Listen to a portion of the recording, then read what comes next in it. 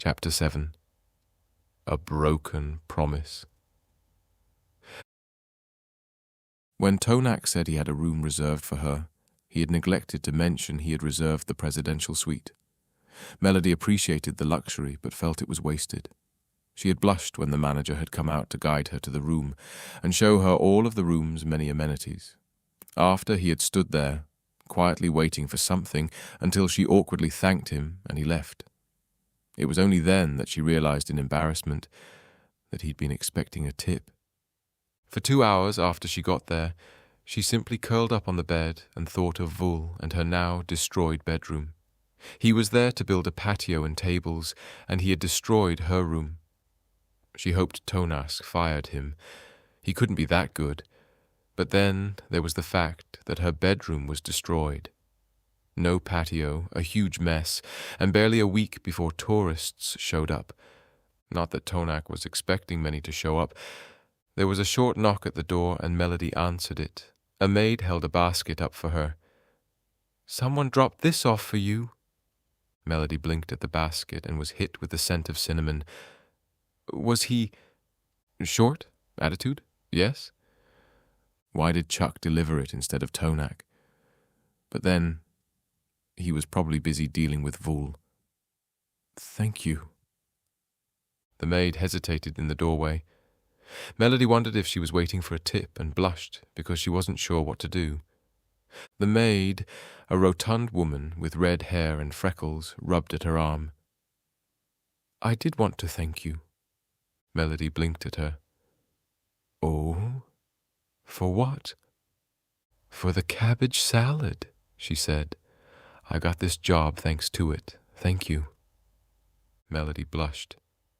"But Don't worry about it," the maid said, holding up a hand to her. "I know. You probably can't talk about it. I just wanted to let you know you were appreciated." She turned around and walked back down the hallway toward the elevator. Melody blew out a breath, confused and blushing at the unexpected attention. She put the basket on the enormous dining table in the front of the suite. Tonac had made her dinner. The thought somehow amused her.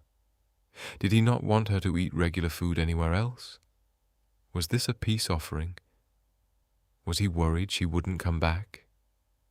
Should she go back? She couldn't fool herself. It felt too odd and out of place for her. Her mother would have told her she needed a stable job that she could retire with. It was the question she was asking herself every time she wasn't busy with work and pondering the secrets to Tonac's food. She felt drawn to finding out about him, and it unnerved her in ways her mother would have warned her about. "If it is too good to be true, there's probably something wrong with it," she'd have said. Melody picked up the basket and carried it to the table. She emptied it of the plastic containers and stuck the food into the fridge. She wouldn't quit just yet, but she wanted to clear her head of Tonac's secret ingredients and imagined fantasies. She needed to figure out what was the right thing to do for her. She'd promised herself she would find her own way. She'd secretly hoped it was Tonac's way when she discovered him, but she wondered if it was only because she was grateful he had taken her in when she had nothing. Why did she feel as if she were making decisions for the rest of her life? She blamed her mother. Melody shook her head as if to clear her thoughts, her mother's thoughts, of trying to plan the rest of her life in one day. She left the hotel and took a quick walk up Main Street toward the sheriff's office. The sheriff's department had a small cluster of offices inside the City Hall building. The sheriff talked to her personally and was surprised to hear Mayana was under construction. They asked if he had permits, and she could only assume he did. They didn't seem that interested in pursuing to check. It was just a formality. Melody continued her way up the street, stopping to tell a few of the staff people as she browsed the tourist shops. Everyone knew where she worked, and she barely remembered some names of people she passed by. Many of them begged her to keep the restaurant going, and they openly thanked her, like the maid had. She thwarted these comments, thanking them for being customers instead. She wondered why they kept talking to her, as if she was the one cooking the food. Didn't they know about Tonac? She stopped by Rose's hardware store where one of her sons was working, and she talked to him too. He was slightly disappointed by the fact that she didn't ask them to do the reconstruction, but she reassured him by saying it was the owner's family and it was obligation over choice.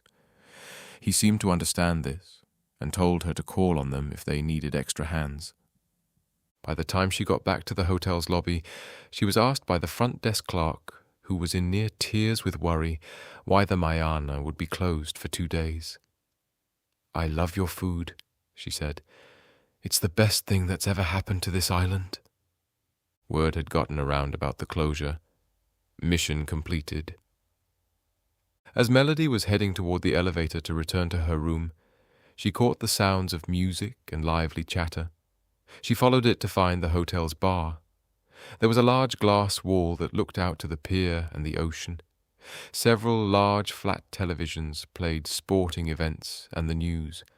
Clusters of locals sat at different tables, some a little more high-spirited than others. If high-spirited meant obscenely loud and vulgar at every other syllable. Most of the talk was ranting about the tourists and their rude behavior, shortly followed by boasting about how much they earned each summer. Melody found an empty table near the back, close to one of the TV screens. The area was abandoned, as most of the other busy tables were close to the bar.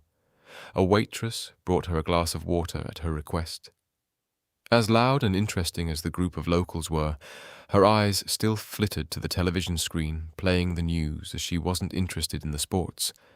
She couldn't hear the broadcast, but the images of things going on in the world slowly seeped into her brain. Gas prices were rising. The economy was crazy. Car crashes, drought, people dying, the kind of things her mother addressed every moment of the day. Her mother had watched the news every night, adding to her paranoia about how the world was terrible, and the only way to live was to survive by the hard work of your hands. Before she could settle into another guilt trip about her mother, a crystal goblet filled with what looked like an ice cream dessert appeared in front of her. She looked up into dazzling green eyes gazing down at her. The waiter had a long face with an angular jaw. He wore Levi jeans and a crisp white shirt with the buttons undone halfway down his chest, the sleeves rolled up his forearms. "Looked like you needed one," he said, his voice a smooth baritone. "I think you'll like it." She looked down at the ice cream. It was more like a very thick milkshake, with a dab of whipped cream and shaved chocolate. There was a strong scent of something alcoholic blending into the scent of sweetness. "I don't really drink." "I know, but I think you'll like this. You've been working non-stop. You need to give yourself a break." She frowned. "How would you know anything about me?" "You've been here for a few weeks, and you've not once stopped at any of the bars, and Tonac doesn't serve booze. You walk into my bar and you order water." He tugged the chair across from her toward himself and sat down. Under the light, she noted the dark hair. One lock near the front was dyed a shade of hunter green. His closely trimmed fingernails were also painted in the same shade of green. "You're a girl who hasn't ever taken a sip of alcohol in her life, right, Shame?" That wasn't entirely true. She'd had a sip of one of Greg's beers before, but the taste had turned her off completely. He reached a hand out, gathering the base of the goblet and slid it toward her. "Just to taste it." There was the handle of a spoon and a straw sticking out of the goblet, and she reached for the spoon, carefully scooping a small portion. Her mother had thoroughly searched her room more than once while she was in high school to ensure there wasn't a trace of drugs or alcohol. Her mother constantly nagged to Melody about the dangers of becoming addicted or sinking into alcoholism. Her warnings and lectures echoed in her mind. Melody now believed that's what originally attracted her to Greg. While they were in high school, he did drink and smoke pot, but he was totally functional. It was a contradiction to what her mother promised would happen. It wasn't until later, when Melody had married him, that she started to rethink the things her mother had told her. However, was her ex-husband a good example of anything? Would Melody always feel the guilt of her mother hovering over everything she did? She put the spoon in her mouth. While there was a flavor of something unusual in the dessert, it was mostly ice cream and sweet. "It's tasty." He smiled and sat back. "I have a knack." She took another spoonful, and she could feel the slight burn of the alcohol down the back of her throat. It made her want to cough, and she took another sip of water. "What's in it? Bourbon?" She only knew a handful of names for the hard liquor, so she took a guess. "Let me worry about that," he said. She plunged her spoon into the ice cream again. "So why would you think I need this?" "You're with Tonac. You need a dose of medicine." The way he said "with Tonac" made it sound like they were a couple, and while she wanted to correct him, she also had a sense of not wanting to either. She looked at him over the ice cream. He was easily the handsomest man in the room. His hair and lashes were dark, his skin a shade of olive, setting off his bright green eyes. Though there was something beyond his looks, just a sense of being around him that said, "Relax and let go." Maybe it was the way he leaned back in his chair, his elbow hanging over the back and his legs stretched out as if he were feeling lazy. Still, he seemed fully aware as his gaze focused on her. "How do you know Tonac?" He smiled. "He's known, although most of the locals don't know his name. They just know who he is." "You don't consider yourself a local?" "I'm not really from here." He held out a hand. "I'm Dion." Melody lifted her hand to shake his, but he didn't shake, he simply held it. "I'm Melody," she said. "I know." They sat together in silence, his hand still holding hers, which felt awkward. Melody didn't know if she should pull away. In an effort to deflect the attention, her eyes slid to the TV screen, where a team just lost the soccer match, and there was a small fight in the stands. Kinda sour losers, aren't they? Irish fight everything. Why do they fight so much? It's the beer. Melody laughed. No, you mean to assume they're always drunk, they're angry drunks? No, it's the hops. It's liquid injustice, makes them brave souls, always getting the short end of the stick and never giving up. Except the problem is they do it to themselves. He puffed out his chest. It's why I prefer different liquors. Wine's good. Wine is the best. But you're not at that level yet. Melody gently tugged her hand away. I hate it when people assume things about me when they don't even know me.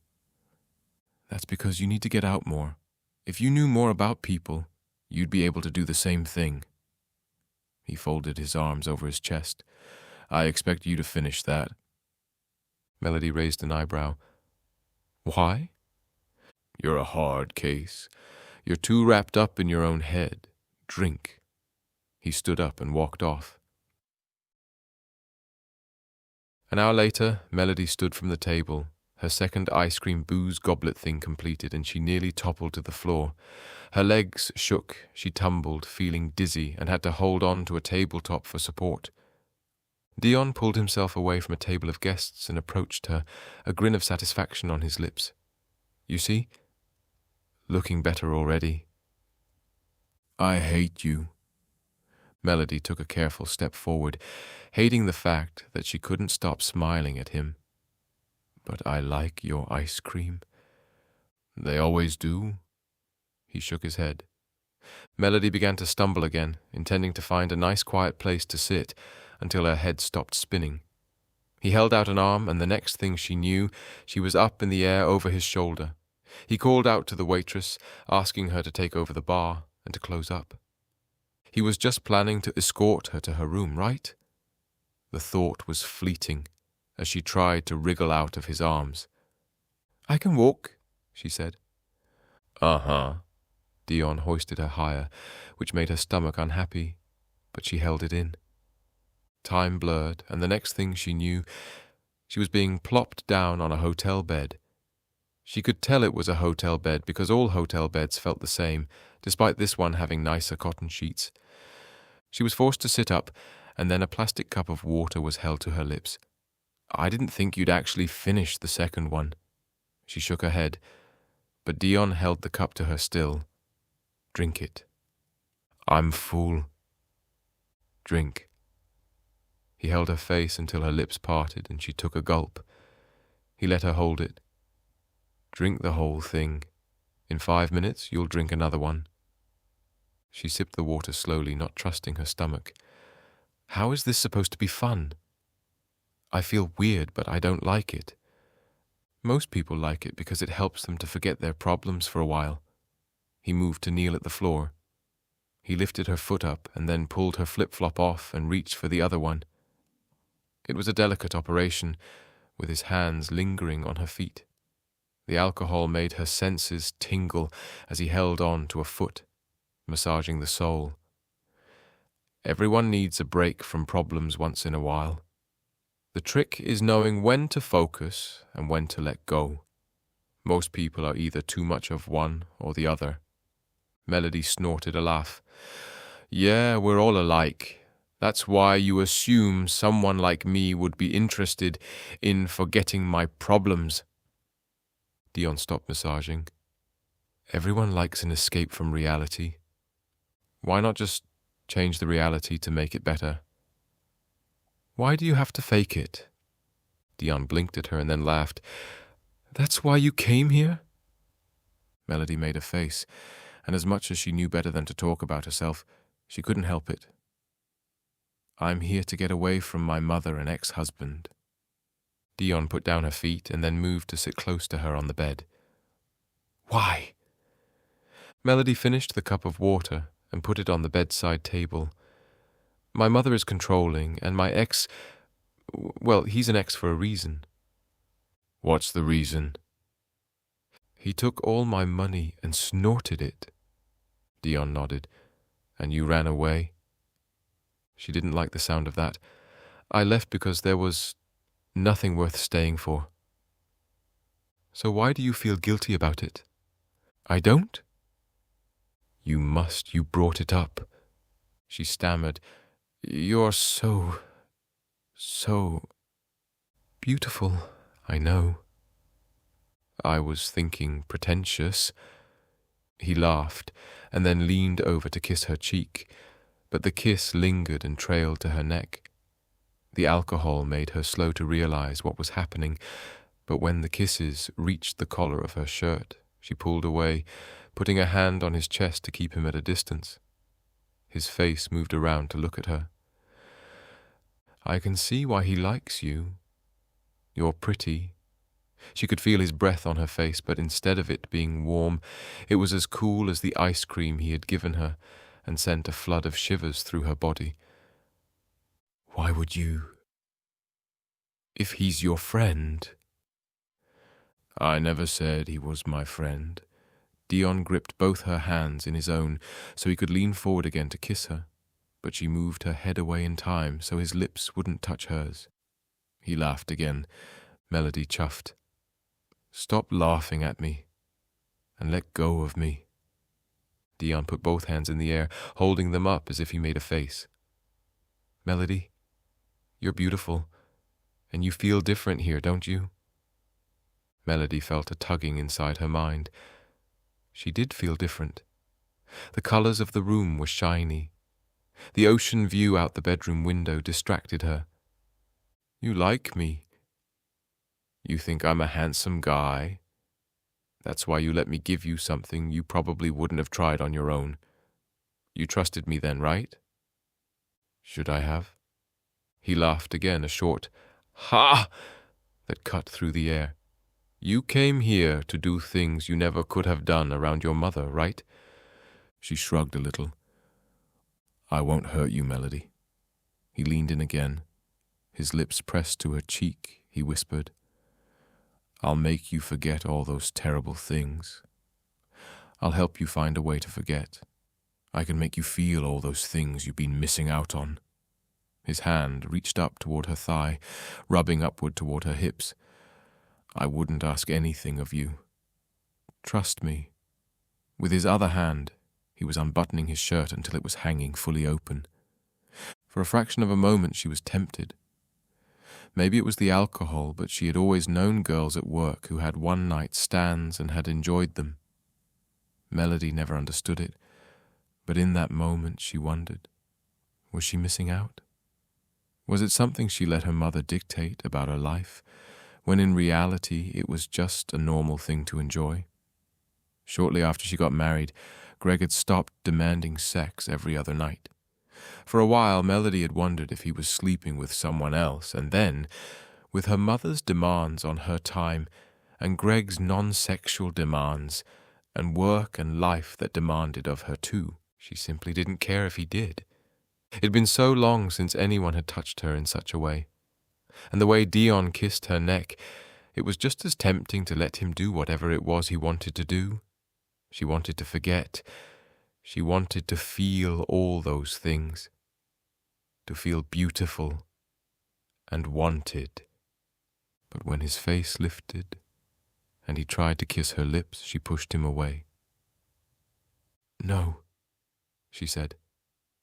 He blinked at her, his hand still lingering on her hip. "Melody." "No." She pulled away from him, standing. "It's an illusion." "What are you talking about? I'm real. I'm right here." "I don't want this." She lifted her hands. "This is fake. To me, it's fake. I didn't earn this." Dion tilted his head. "You don't need to. I freely give it." "I don't want it like that. I want—" She felt flustered. "I don't want a fantasy for a night. I don't want to delude myself into doing something that isn't real. Because if it isn't real, it doesn't mean anything." She wasn't sure if what she was saying made sense, but it felt true to her. If it doesn't mean anything, then it won't hurt to try it out. "Not to me. You're handsome, yes, you're... I don't know. But you don't feel anything for me. You're just horny. If I was another girl on the island by herself, you'd do the same thing. So it won't mean anything if you just go find someone else." For a moment he looked hurt at her accusation. Then he said, "But I love you." It was as if he had cut through her center and dumped ice water over her, a complete opposite of the result he was aiming for. "Don't do that." She pointed to the door. "I hate lies." "I'm not lying." He stood up, his face contorting from lust to anger. "Don't you say that. I never lie." "You just said you loved me." "And I do." She blinked and shook her head. "No, you know nothing about me." She pointed again toward the door. "Go away." His fists clenched, and he headed for the door. "Apparently whiskey isn't your drink after all. Maybe I'm losing my touch." "If your touch is getting girls drunk so they'll sleep with you, then yes, you've lost your touch." He shook his head. "That's not what I meant." "You've forgotten what real love is like. Or maybe you've never known. Other girls may let you lie to them, but I won't. I can't." Melody could hear Dion's breath being sucked in and held. He turned on her, his eyes wide and his mouth twisting as if he was going to shout back something to her, but nothing came out. There was a knock at the door. Dion turned, his face telling her he was going to yell at whatever maid or manager had come to interrupt them, but he stopped short when he saw Tonac standing in the doorway, a basket in his arm. Dion straightened. They both squared off, staring each other down. "Tonac," Melody said to break the tension. The men continued to glare at each other, but Dion finally looked away. He gave one final glower to Melody, and then stormed off down the hallway. Melody breathed a sigh of relief as Tonac closed the door. He dropped the basket on the ground and then crossed the room in a flash, his face close to hers, looking into her eyes. "What did he do?" "Huh?" "He broke his promise. I'd asked him to leave you alone, and he said he would. What did he do?" She blinked and shook her head. "He fed me some ice cream. He said whiskey." He kissed her then, a short but full kiss on the mouth, and when he pulled away, he licked his lips. "What did he tell you? What did he say?" "He said..." The conversation felt like a blur. Tonac had kissed her. "He kept saying he loved me. He was so full of it." "Did he kiss you?" Melody blushed. "I stopped him." "Did he kiss you on the lips?" She shook her head. "No, is that important?" He looked relieved but didn't say anything as he turned away from her to pick up the basket. "What's going on?" She followed him to the dining table as he set the basket down and opened it. She couldn't believe what happened. She'd just stopped Dion from kissing her for a reason, because to her it felt strange to be kissing someone she didn't know. Now she'd just let Tonac do it. She didn't know him much better, even though she worked for him. "Why are you here? And who is Dion? Why did you kiss me?" He wasn't lying when he said he loved you. He never lies. Tonac's tone was serious, and the truth of what had gone on forced Melody to sit at the table. "Who is he?" He pulled out a dish and uncovered it to reveal an herb butter and pulled out some of his homemade bread. He went to the toaster in the kitchenette and used it to toast some slices. "Dion's someone like me. So he can make people feel things through food. Through alcohol. He knows alcohol. That's why he's a bartender." He smiled as he scraped butter onto the finished toast and handed it to her. He pulled a thermos out from the basket and poured what smelled like chamomile tea into the cup. "He's a bartender because he has to be." "Why?" His smile stayed on his face as he handed the cup to her. "Drink." She did. It made her wonder why she trusted Tonac so much. Why should she listen to him? As the tea hit her throat, it soothed away the strange feelings that Dion had left behind. She nibbled at the toast. The butter was heady with bay leaves. He watched as she ate. It was something he hadn't done before, but now, she supposed with nothing else to do, he fixed his gaze and she felt herself blush. "Aren't you going to have some?" "I didn't make this for me," he said, but cut a slice of the bread and ate it. She wanted to ask him more questions, but the more she sipped at the tea, the more she lost her ability to formulate any solid thoughts. She was so sleepy. She was drooping over her dish, ready to put her head on the table and pass out. Tonac helped her to her feet, and then put her into the bed. He stretched out next to her as she wriggled into a comfortable position, her arms tucked under the pillow, her body half covered by blankets, half exposed. "You like to sleep with the window open?" Tonac asked. Melody could tell from his tone he already knew the answer, but wanted to confirm if she wanted the window open. She nodded, and he hopped up to crack open the sliding glass door. He came back, lying next to her again. How was this different than Dion again? It was different, though. She trusted Tonac. He wasn't demanding to be there next to her. She trusted him despite her questions. Tonac had kissed her lips, and she hadn't once thought to pull away from Tonac. But what did Tonac mean that Dion loved her? And if she really didn't like Dion, why was she sorry she upset him? He didn't seem like a horrible person. He just met her 2 hours ago and suddenly wanted to sleep with her.